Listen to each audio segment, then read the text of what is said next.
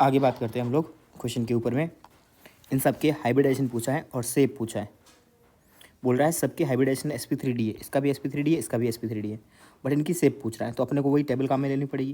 पहले इसका शेप निकालते हैं। कैसा मॉलिक्यूल है? AB3 टाइप का मॉलिक्यूल है। कैसे? एक तो ऑक्सीजन है, 2 फ्लोरीन है, तो साइड एटम कितने हो गए? 3 हो गए। जिन्होंने के पास 8 इलेक्ट्रॉन होते हैं, दो इलेक्ट्रॉन ऑक्सीजन खा जाएगा, 2 ऑक्सीजन, 2 इलेक्ट्रॉन फ्लोरीन खा जाएगा। ठीक है, 4 इलेक्ट्रॉन खा गए, 4 इलेक्ट्रॉन पीछे बच गए, AB3L2। ठीक है, AB3L2। अब AB3L2 कैसा बनता है? आप टेबल में याद होगा आपको, टी शेप बनता है टी शेप। उसके बाद आगे चलते हैं। इसमें अगर आप देखोगे तो ये होगा AB2L2 मॉलिक्यूल, है कि नहीं है? AB2 है, AB4 है। लॉन पेयर का कैलकुलेट करते हैं। तो लॉन पेयर जैसे ही कैलकुलेट करोगे आप, तो क्या आएगा आपके पास में? 8 इलेक्ट्रॉन थे, 4 इलेक्ट्रॉन ऑक्सीजन खा गया, 2 ये खा गया, 6 खा गए, 2 इलेक्ट्रॉन बचे, 1 लॉन पेयर बचा। AB4L1, इसको ये बनता है डिस्टॉर्टेड ऑक्टाहेड्रल, है ना, यानी कि इरेगुलर ऑक्टाहेड्रल, और ये टी शेप। तो आ गया इसका आंसर। चलते अगला, IF4+, AB4 टाइप का मॉलिक्यूल है। आयोडीन के पास 7 इलेक्ट्रॉन थे, पॉजिटिव की वजह से 1 चला गया, 6 इलेक्ट्रॉन बचे, 6 में से 4 फ्लोरीन खा गया, 1 बचा।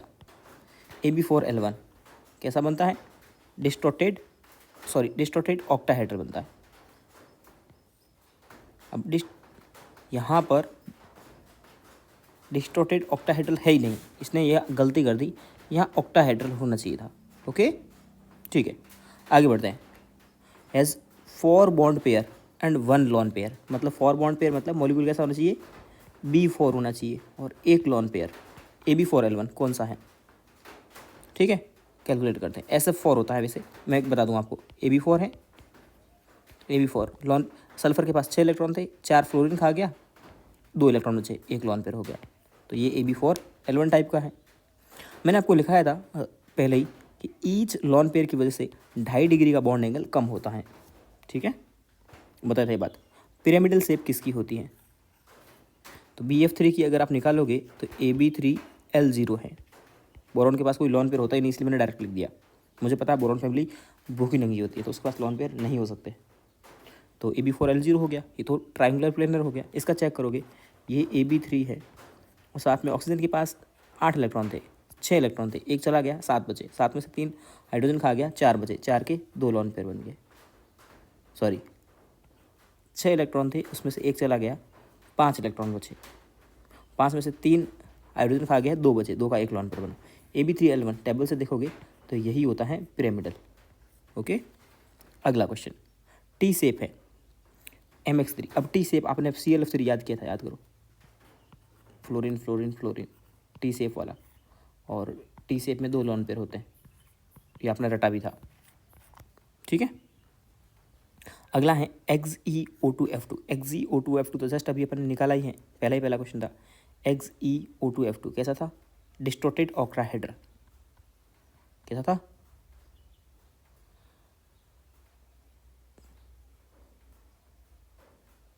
Distorted octahedral.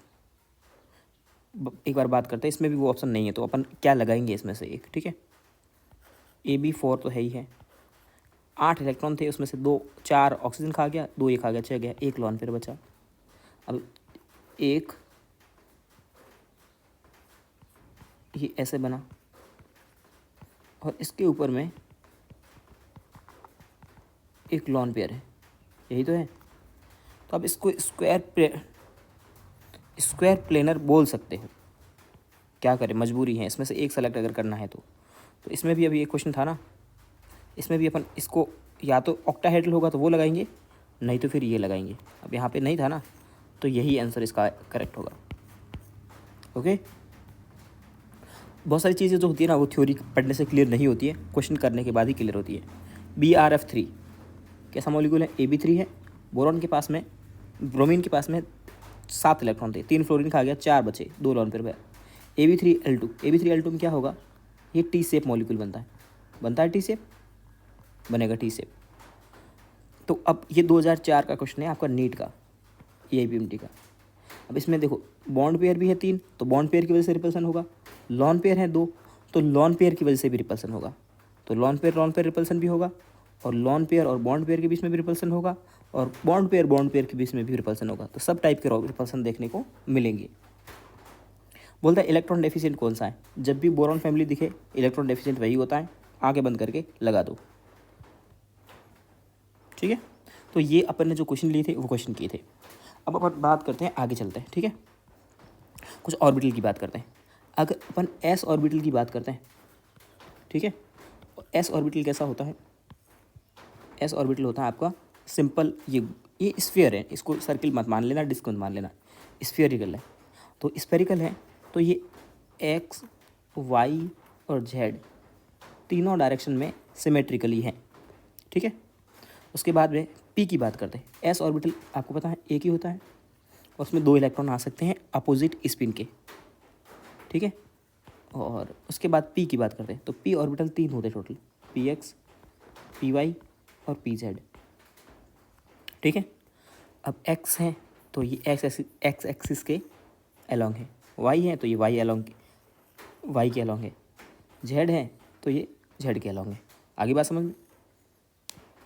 इसने 2p का बनाया। अगर मान लो मैं 3p का बनाता, तो अगर मैं 3p का बनाता ना, तो अगर यहाँ बनाता हूँ, ये है 2p का, मान लो 3p का इससे बड़ा बनेगा। तो अभी नीट 2022 में एक क्वेश्चन आया था कि 2p का और 3p का ऑर्बिटल साइज़ में बराबर होते हैं। तो ये है ना, ये किसका है अपन मैं बता दूँ आपको, ये 2p है, ये 3p है। तो शेप तो एक जैसा होगा दोनों का, शेप तो एक जैसा दिख रहा है, बट साइज़ एक जैसी नहीं होगी, एक बड़ा होगा एक छोटा होगा, ठीक है। समझ में आ गई बात आपको। उसके बाद डी के ऑर्बिटल थे। अभी नीट 2022 का जो क्वेश्चन आया था, ये हालांकि एटॉमिक स्ट्रक्चर में अपन लोग डिटेल में पढ़ते हैं, बट यहाँ बता दे रहा हूँ आपको। उसने बोला था कि डी एक्स वाई, डी के 5 ऑर्बिटल बनते हैं, D X Y, D Y Z, D Z X, और एक बनता है D X square Y square, और एक बनता है डी जेड स्क्वायर। उसने स्टेटमेंट बोला था, उसने बोला था कि कौन सा रॉन्ग स्टेटमेंट है, तो रॉन्ग स्टेटमेंट यही था। उसने बोला था कि D X square Y square और डी जेड स्क्वायर दिखने में एक जैसे होते हैं। अब इस डायग्राम को भी देखो, इस डायग्राम को भी देखो, ये एनसीईआरटी में दिए हुए एटॉमिक स्ट्रक्चर में, क्या ये दोनों आपको एक जैसे दिख रहे हैं क्या? नहीं दिख रहे ना। तो यही आंसर इनकरेक्ट था। वहाँ पे इसने बोला था कि D X square D Y Z, D X square Y square और डी जेड स्क्वायर दिखने में एक जैसे होते हैं। अब कहाँ दिख रहे हैं एक जैसे? नहीं दिख रहे बिल्कुल भी, ठीक है। और उसने ये भी बोला था कि D X Y, D Y Z और डी जेड एक्स ये भी बराबर एक जैसे दिखते हैं, तो ये भी एक जैसे नहीं दिखते हैं। देखो कहाँ से ये कट कर रहा है, ये कहाँ से कट कर रहा है, ठीक है। इनको बोल सकते हो, एक बार बोल भी सकते हो कि हाँ ये एक जैसे दिखते हैं, बट इन दोनों को नहीं बोल सकते हो। तो ये तो एक जैसे दिखते हैं, बट ये एक जैसे नहीं दिखते हैं। तो इनका साइज़, इसका जो शेप है ना, इस पर क्वेश्चन आया, ये एनसीईआरटी में दिए हुए हैं एटॉमिक स्ट्रक्चर में, और इस बार पूछ भी लिया है नीट 2022 में। तो अब आप ध्यान रखोगे, ठीक है। इनकी शेप एक बार बना देना, आप कॉपी लो और इसको ड्रॉ करो। आज का इतना बहुत है, क्वेश्चन कर लिए। और ये जो एटॉमिक स्ट्रक्चर में जाना, P X P Y P Z S orbital, और ये डी के जो कॉम्प्लिकेटेड है, डी के कितने होते हैं, तो डी के कितने हो जाएंगे? 5 हो जाएंगे। 5 के डायग्राम आपको याद होने चाहिए। देखो ये ऐसे हैं, कैसे? जैसे किसी दीवार के ऊपर में एक फूल बनाया हुआ हो, ठीक है, दीवार के ऊपर फूल बनाया हुआ हो। और ये कैसे हैं? ये ऐसे हैं कि ज़मीन के ऊपर में आप खड़े हो, ठीक है, ये सामने दीवार पे फूल बना था, ये एक ज़मीन के ऊपर फूल रखा हुआ है ऐसे, ठीक है। और ये एकदम आपके सामने, एक होता ना, अपन कुछ फेंक रहे होते एकदम सीधी सी बात, एकदम सीधी अपना आँख के साइन में रख करके, वैसे यूँ खड़ा फूल बना हुआ हवा में, ठीक है। ये हवा में फूल बना हुआ है, ये ज़मीन पे है, मैं लिख देता हूँ यहाँ पे, ये दीवार पे फूल, ये ज़मीन पे फूल, ऐसे थोड़ा सा याद रह जाएगा आपको। और ये हवा में फूल। ये तो डी जेड स्क्वायर तो अलग ही है, और ये एक्स स्क्वायर वाई स्क्वायर ये भी ज़मीन पे फूल है, लेकिन इसके लोब और इसके लोब में डिफरेंस है। इसके लोब बराबर ओवरलैप करते हुए पास पास से हैं, मतलब 2 दिल हैं आमने सामने। ये आपको वैसा नहीं दिखता हार्ट टाइप का दिल जो बनाते हैं ना, वो इस टाइप का वो जो दिल बनता है ना, वैसे दिल हैं। और 2 दिल ऐसे हैं, 2 दिलों का मिलन है, ठीक है, कहाँ पे, ज़मीन पे, ठीक है। और ये क्या हो गया, ये डमरू हो गया, dz² डमरू, ठीक है। या ऐसे बोल सकते हो, ये इसमें अगर आप देखोगे तो ये शिवलिंग जैसा दिख रहा है, ये शिवलिंग है, ये इसका बेस है और ये शिवलिंग है। और इधर से भी देखोगे तो ये एक शिवलिंग है, उसका बेस और ये शिवलिंग। तो या तो ऐसे मान लो कि दो शिवलिंग हैं मिलेंगे तो dz² हो जाएगा। शिवलिंग मिलेंगे तो क्या बनेगा, अगर शिवलिंग बन रहे हैं, मिल रहे हैं दो, तो dz² है, और ज़मीन पे दो दिल मिल रहे हैं तो वो क्या है, दिल की स्पेलिंग गलत है हिंदी में, लेकिन इधर से आएगा, ठीक है। तो क्या हो जाएगा, x² y², ठीक है। तो समझ में आ जाएगा आपको कि ये दोनों एक जैसे नहीं है। अब 2022 का आप क्वेश्चन देखना, स्टेटमेंट है केमिस्ट्री का, बहुत आसान क्वेश्चन था, बट ये सब कुछ आपको मैं बोल चुका हूँ बहुत बार कि एनसीईआरटी में केमिस्ट्री में क्वेश्चन हार्ड बिल्कुल नहीं आते हैं। बस आपको चीज़ें बहुत सारी होती हैं और बहुत सारी चीज़ें पता होनी चाहिए बस, ठीक है। अब आते हैं ओवरलैपिंग पे। आपको पता है वीबीटी एक थ्योरी होती है जो बताती है कि बॉन्ड कैसे बनता है, ठीक है। पॉलिंग ने दी थी, ऐसा कुछ कोई साइंटिस्ट का नाम याद रखना जरूरी नहीं है। एक एस ऑर्बिटल दूसरा एस ऑर्बिटल अगर आपस में पास में आते हैं तो ये आपस में ओवरलैप हुए, और जहाँ ओवरलैप होता है ना वहाँ बनता है बॉन्ड, वहाँ इलेक्ट्रॉन की शेयरिंग होती है। यहाँ इलेक्ट्रॉन की ये ओवरलैपिंग एरिया है ये वाला, इस ओवरलैपिंग में इलेक्ट्रॉन होंगे, इलेक्ट्रॉन की शेयरिंग होगी। अब दो इलेक्ट्रॉन की शेयरिंग है तो सिग्मा बॉन्ड बनेगा, चार इलेक्ट्रॉन की शेयरिंग है तो डबल बॉन्ड बनेगा, छः इलेक्ट्रॉन की शेयरिंग है तो ट्रिपल बॉन्ड बनेगा। ये तो बात कर चुके अपन। तो ये एस ओवरलैपिंग है, एस ओवरलैपिंग है। इसका एग्जांपल है H2 हाइड्रोजन मॉलिक्यूल, जब एक हाइड्रोजन दूसरा हाइड्रोजन आपस में ओवरलैप करते हैं तो उनके एस ऑर्बिटल काम में आते हैं। एक एस ऑर्बिटल और एक पी ऑर्बिटल अगर ओवरलैप हो रहे होते हैं तो वो sp ऑर्बिटल होता है। HF में देखोगे तो एस इसका तो एस ऑर्बिटल और इसका पी ऑर्बिटल आपस में ओवरलैप होगा। मैंने कैसे बोल दिया इसका एस और इसका एफ, वैलेंस शेयर में जब इसका इलेक्ट्रॉनिक कन्फिग्रेशन लिखते हैं ना तो सबसे आउटर मोस्ट जो ऑर्बिटल होता है ना वही ओवरलैपिंग में पार्टिसिपेट करता है। अब फ्लोरीन का देखोगे इलेक्ट्रॉनिक कन्फिग्रेशन तो होता है 2s2 2p5, और सबसे लास्ट में कौन है, p है। हाइड्रोजन का देखोगे तो क्या होगा 1s1, लास्ट में कौन सा है s, तो इसका s और इसका p ओवरलैप हुए, और ये जो ओवरलैपिंग एरिया है इसमें इलेक्ट्रॉन की शेयरिंग होगी और यहाँ से बॉन्ड बनेगा। ये तो हो गया एस ओवरलैपिंग और sp ओवरलैपिंग। अब देखो, अब है ना पी ऑर्बिटल भी आपस में ओवरलैप कर सकते हैं। पी ऑर्बिटल दो तरीके से ओवरलैपिंग करते हैं। तो जब ये ओवरलैपिंग जो है ना, ये वाली जो आपको दिख रही है ये है हेड ओवरलैपिंग, हेड ओवरलैपिंग। तो हेड ओवरलैपिंग से क्या बनता है, हेड ओवरलैपिंग जब होती है तो बनता है सिग्मा बॉन्ड, ठीक है। तो ये दो पी ऑर्बिटल काम में आए, ये क्लोरीन मॉलिक्यूल मान लो, ये भी क्लोरीन मान लो, तो क्या बनेगा Cl2 का मॉलिक्यूल बनेगा। इसमें भी लास्ट में पी आता है, इसमें भी पी आता है, Cl2 बन गया। ये ओवरलैपिंग हुई यहाँ पे, वही ओवरलैपिंग और मॉलिक्यूल बन गया। ये हेडेड ओवरलैपिंग है, यहाँ सिग्मा बनता है। अब ज़रूरी नहीं है हेडेड ओवरलैपिंग हो, ये वाला पोर्शन है ना ये भी ओवरलैपिंग हो सकता है। देखिए ये ओवरलैप हुआ ओवरलैप, और यहाँ से बॉन्ड बनता है तो इसे बोलते हैं लेटरल ओवरलैपिंग।